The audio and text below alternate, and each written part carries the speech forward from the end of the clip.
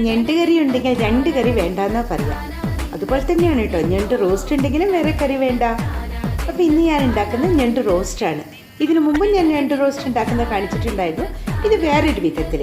ഇപ്പോൾ 1 കിലോ ഞണ്ടാണ് ഞാൻ എടുത്തിട്ടുള്ളത്. അതിലേക്ക് മഞ്ഞൾപ്പൊടിയും മുളക് പൊടിയും ഉപ്പ് ഇട്ടിട്ട് ഒരു 20 മിനിറ്റ് വേവിച്ചാൽ മതി.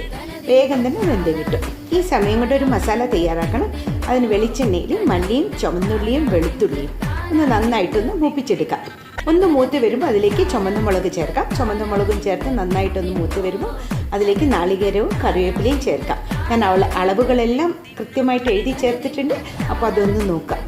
നല്ല റോസ്റ്റ് ചെയ്തെടുക്കണം. നല്ല ബ്രൗൺ കളറിൽ റോസ്റ്റ് ചെയ്ത് തരിതരിപ്പായി പിടിച്ചെടുക്കുക. അപ്പോഴേക്കും ഞണ്ടൊക്കെ വെന്ത് വെള്ളം വറ്റി വന്നിട്ടുണ്ടാവും. അതിലേക്ക് ഈ തരിതരിപ്പായ പൊടിച്ച പൊടിയും കറിവേപ്പിലയും ചേർത്ത് ഒരു 2-3 മിനിറ്റ് നന്നായിട്ട് ഇളക്കി യോജിപ്പിക്കുക. എല്ലായിടത്തും മസാല എത്തണം. അപ്പോൾ നോക്കൂ, ഈ ഞണ്ട് റോസ്റ്റ് ഒന്ന് ഇങ്ങനെ ഉണ്ടാക്കി നോക്കൂ. അടിപൊളിയാണ് കേട്ടോ.